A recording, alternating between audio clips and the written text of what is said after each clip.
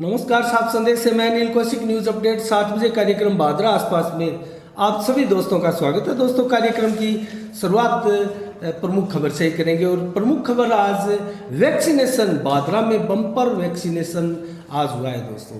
और आज बादरा कस्बे के 7 प्रमुख वैक्सीनेशन सेंटरों के साथ 35 प्रमुख सेंटर बनाए गए थे, जिसमें से लगभग 6000 से ऊपर का वैक्सीनेशन आज हुआ है। तो कुल मिला के दोस्तों ये कहा जाए कि बादरा में अब तक वैक्सीनेशन कितना हुआ है, इसके बारे में अगर मैं आपको बताऊं तो 1,26,000 से ये संख्या क्रॉस हो गई है। तो कुल मिला के अच्छी रफ्तार वैक्सीनेशन की चल रही है। और आज एक चीज़ मैं दोस्तों कहना चाहूँगा, हमने अलग से एक वीडियो भी बनाया दोस्तों। वैक्सीनेशन सेंटरों पर हम गए थे, व्यवस्थाओं का जायजा लेने के लिए गए थे और जो चीज़ें हमने महसूस की दोस्तों आज, और लोगों ने जिस प्रकार से ज़्यादा शिकायतें की और डिमांड की, तो वो चीज़ मैं आपको अगर बताऊं तो हमारा यहाँ स्वास्थ्य विभाग से भी निवेदन है और उपखंड कार्यालय से भी निवेदन है कि आप अब जब वैक्सीन सेंटरों का निर्धारण करें तो एक चीज़ प्रमुखता से आपको ध्यान रखना चाहिए, और वो ये है कि ज़्यादा संख्या में जो सेकंड डोज वाले लोग थे वो भटकते हुए पाए गए। सेकंड डोज जिनको लगनी है दोस्तों, मैं अभी आपको बताऊं तो सेकंड डोज वर्तमान में उन्हीं लोगों को लग रही है, ज़्यादातर मैक्सिमम जो 45 प्लस और 60 प्लस वाले हैं। अभी युवाओं को सेकंड डोज लगने का समय नहीं आया है। तो दोस्तों उसके लिए मैं चाहूँगा कि हमारा जो स्वास्थ्य विभाग है वो कम से कम, जैसे आज 7 सेंटर बादरा कस्बे में दिए गए थे, उन 7 सेंटरों में कम से कम अगर देहात क्षेत्र में ये व्यवस्थाएं ना हो सके तो कम से कम बादरा कस्बे में ये व्यवस्थाएं हो, और आसपास के कस्बों में भी ऐसी व्यवस्थाएं की जा सकती है कि एक सेंटर, इन 6-7 सेंटरों में एक सेंटर सेकंड डोज वालों के लिए निर्धारित कर दिया जाए, ताकि सेकंड डोज जिन महानुभावों को लगनी होती है वो कम से कम उस एक सेंटर पर जाकर आराम से इत्मीनान से जो है अपनी डोज लगवाए। और दोस्तों कुल मिला के उसके लिए व्यवस्था भी उस हिसाब से उसके अनुकूल होगी। और मैं अगर सबसे बढ़िया व्यवस्था का अगर सेंटर बताऊं दोस्तों, तो जो राधा स्वामी डेरा जो सरसा रोड पर स्थित है दोस्तों, लगातार वहाँ वैक्सीनेशन हो रहा है। बहुत शानदार व्यवस्थाएं आज हमें वहाँ दिखाई दी। और कुल मिला के वहाँ जो कार्यकर्ताओं की टीम थी दोस्तों, चाय नाश्ते की और खीर भी खिलाई जाती थी। जब वैक्सीन लगकर जो लोग हैं वो 10 मिनट 15 मिनट के लिए वहाँ विश्राम करते हैं उस समय। तो कुल मिला के दोस्तों बहुत शानदार व्यवस्थाएं चाय पानी के लिए भी थी। और हम कई ऐसे सेंटरों पर भी गए जहां पानी तक की व्यवस्था भी नहीं थी, और कुछ बुजुर्गों ने इसकी शिकायत भी की थी दोस्तों। तो कुल मिलाकर जो हमारे सामने एक स्थितियां उभर कर आई दोस्तों, उसमें से यही है कि सेकंड डोज के लिए एक सेंटर बादरा कस्बे में अलग से निर्धारित किया जाए, और इसके लिए जो भी व्यवस्थाएं बन पड़ती है वो प्रशासन द्वारा की जानी चाहिए। तो कुल मिला के दोस्तों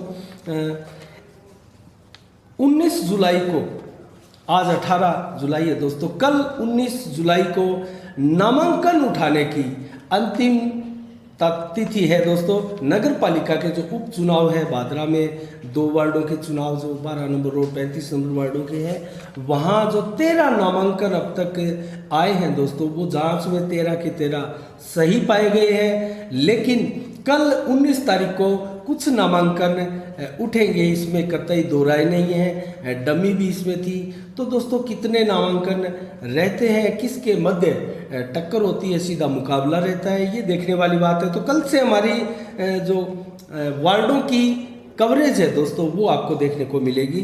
तो कल देखते हैं नामांकन कितने रहते हैं, कितने नहीं रहते हैं। इसके अलावा दोस्तों 20 तारीख को चुनाव चिन्ह आवंटित किए जाएंगे और 26 जुलाई को मतदान होगा, 28 जुलाई को मतगणना होगी।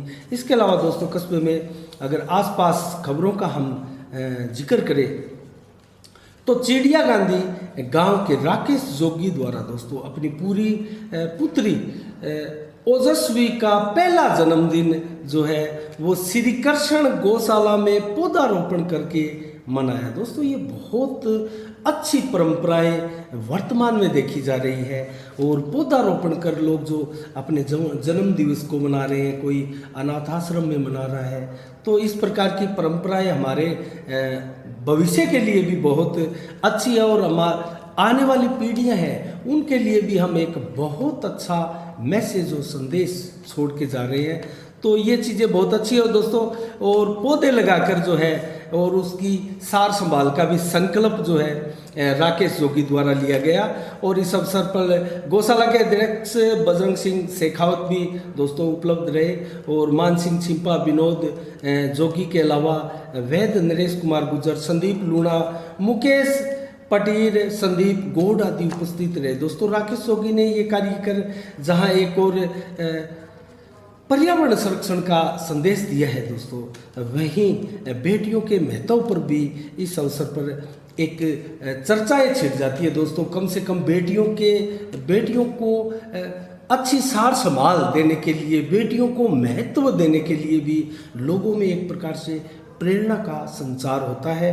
तो कुल मिला के एक अन्य घटना के बारे में मैं जिक्र करूँ तो दोस्तों आज 18 जुलाई को बादरा कस्बे में सोनी बाजार में एक आशीर्वाद रेस्टोरेंट का एक उद्घाटन हुआ। और दोस्तों ये टेस्टी बाइट फास्ट फूड के नाम से है और इसका उद्घाटन आज विदिश दत्त जी शास्त्री जो कि धर्मसंघ संस्कृत महाविद्यालय के प्राचार्य है, उनके द्वारा फीता काटकर इसका उद्घाटन जो है किया गया। इसके अलावा दोस्तों मैं खबरों का जिक्र करूं तो स्वैच्छिक रक्तदान शिविर राजकीय उच्च माध्यमिक विद्यालय गोगाबेड़ी में जो है 24 जुलाई को किया जाएगा। सुबह 9 बजे से 5 बजे तक होने वाले इस स्वैच्छिक रक्तदान में दोस्तों फ्री मेडिकल कैंप और चिकित्सा चेकअप वगैरह भी किया जाएगा। इसके अलावा दोस्तों ईसीजी व शुगर की जांच भी यहाँ निःशुल्क कराई जाएगी और इसके अलावा दवाइयाँ भी निःशुल्क प्रदान की जाएगी लोगों को। और स्वर्गीय ठाकुर साहब गुमान सिंह पालावत और भूतपूर्व सरपंच जो कि गोगामेड़ी के रहे हैं, उनकी पुण्यतिथि पर ये जो कैंप है, शिविर है, इसका आयोजन किया जा रहा है दोस्तों। और ये आयोजन किया जा रहा है पालावत परिवार की तरफ से। फतेह सिंह, रणवीर सिंह पालावत परिवार व गोगामेड़ी के ग्रामवासियों की तरफ से ये रक्तदान शिविर है, इसका आयोजन किया जा रहा है दोस्तों। इसमें ज़्यादा से ज़्यादा संख्या में पहुंचकर और बहुत बड़ा पुण्य का भागीदार आप बन सकते हैं। तो कुल मिला के दोस्तों मैं अन्य खबरों के बारे में जिक्र करूं तो बादरा का एंटरटेनमेंट ग्रुप बहुत शानदार ग्रुप है दोस्तों और समय समय पर ऐसे कार्यक्रम संगीत के आयोजित भी इस ग्रुप द्वारा किए जाते रहे हैं। और 31 जुलाई की शाम को 7 बजे दोस्तों रफ़ी नाइट का आयोजन जो है एंटरटेनमेंट ग्रुप की तरफ से संजय चौक पर स्थित चैन वाला अतिथि सदन में किया जाएगा। ये कार्यक्रम शाम को 7 बजे प्रारंभ होगा दोस्तों, 2-3 घंटे का ये कार्यक्रम होगा और इसमें क्षेत्र के प्रमुख गायकार रफ़ी के नगमे गाकर आपको मंत्रमुग्ध करेंगे। ज़्यादा से ज़्यादा संख्या में इस कार्यक्रम में आप भाग ले सकते हैं। और दोस्तों मैं अगर इस एंटरटेनमेंट ग्रुप के बारे में आपको बताऊं तो रतन लाल जी बड़वेवाला के द्वारा ये ग्रुप जो है बनाया गया और इस ग्रुप को बनाने का उद्देश्य उनका जो है भादरा के ऐसे छुपे रुस्तम गायकार दोस्तों जो उनको किसी प्रकार से एक मंच नहीं मिल पाता है और ऐसे इसमें बुजुर्ग गायकार भी है दोस्तों बहुत से और युवा वर्ग भी है दोस्तों, किसी ना किसी कारणवश वो इधर उधर कहीं नहीं जा पाते। तो इस मंच के द्वारा अपनी प्रतिभाओं का जो है प्रदर्शन करने में उनको बाकायदा जो है महारत भी हासिल हो चुकी है। ऐसे कई कार्यक्रम भादरा में आयोजित भी एंटरटेनमेंट ग्रुप के द्वारा किए जा चुके हैं। तो दोस्तों इस कार्यक्रम में आप ज़रूर भाग लीजिएगा। इसके साथ दोस्तों अन्य कस्बों की घटना का जिक्र करूं तो मैं तारानगर के व्यापारियों ने एक बहुत शानदार उदाहरण पेश किया है दोस्तों। तारानगर के व्यापारियों की एक सामूहिक बैठक हुई और उस बैठक में दोस्तों डिसीजन लिया गया, एक निर्णय लिया गया कि रविवार को सभी दुकानदार जो है अवकाश रखेंगे और तारानगर का बाजार जो है रविवार को पूर्णतः बंद रहेगा। तो दोस्तों मैं कहना चाहूँगा हम नौर बादरा, राजगढ़, तारनगर सभी आसपास के कस्बों में व्यापारियों को इस तरह की व्यवस्थाएं संचालित की जानी चाहिए, क्योंकि जिस प्रकार से वीकेंड कर्फ्यू में हमने देखा शनिवार इतवार को जो बाजार पूर्णतया बंद रहते थे, उसी प्रकार की व्यवस्थाएं दोस्तों कम से कम व्यापारी सप्ताह में एक दिन अपने घर वालों को, अपने परिवार को समय दे पाए। और दोस्तों कहीं भी अगर उनको रिश्तेदारी में या कहीं जाना हो या घर का किसी प्रकार का कार्य हो तो उस कार्य में वो पूरा भाग ले सकते हैं। तो कुल मिला के ये तारनगर के व्यापारियों ने एक बहुत शानदार उदाहरण पेश किया है। इसके लिए हम सभी तारनगर के व्यापारियों को धन्यवाद प्रेषित करते हैं। इसके अलावा दोस्तों केंद्रीय मंत्री नितिन गडकरी की योजनाओं की जमकर तारीफ करनी होगी, क्योंकि जिस प्रकार से नितिन गडकरी द्वारा सड़कों का जाल पूरे भारत में बिछाया गया है, उसका असर दोस्तों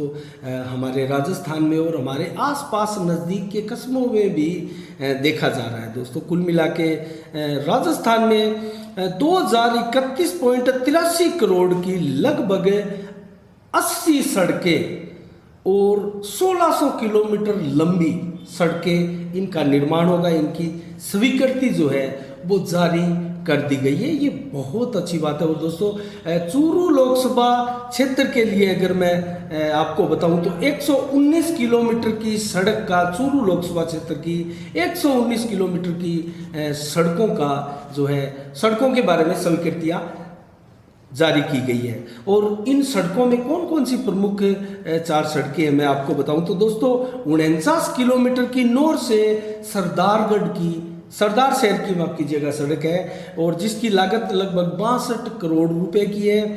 और इस सड़क का निर्माण जो है जल्दी होगा। इसके अलावा 52 किलोमीटर की एक तारानगर से NH52 का जो अड़ियाल क्षेत्र है दोस्तों, वहाँ तक ये 52 किलोमीटर की सड़क है, इसका निर्माण होने जा रहा है। इसकी लागत 24 करोड़ लगभग बताई जा रही है। इसके अलावा 24 किलोमीटर का एक दोस्तों बादरा से सावा रोड भी है। 24 किलोमीटर मात्र की ये रोड है, और ये रोड भी दोस्तों काफ़ी वर्षों से इसके लिए मांग की जा रही थी। ये रोड जर्जर अवस्था में, बहुत बीच बीच में खराब अवस्था में है।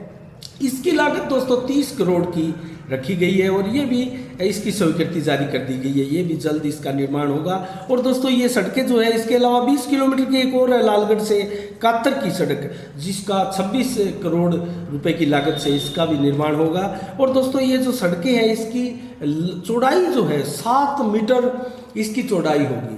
तो इससे आप अंदाज़ा लगा सकते हैं अच्छी हाईवे जैसी सड़कें हैं, इनका निर्माण होगा। और चूरू लोकसभा क्षेत्र की इन सड़कों के लिए हम साधुवाद देंगे दोस्तों चूरू लोकसभा के सांसद राहुल कसवा का। और बादरा की सड़क का सावा से, ये जो बादरा की सड़क है दोस्तों, इसके लिए संजीव बेनीवाल ने आवाज़ बुलंद की थी, और इनकी आवाज़ पर ही राहुल कसवा ने इसकी जो अभिशंसा है की थी।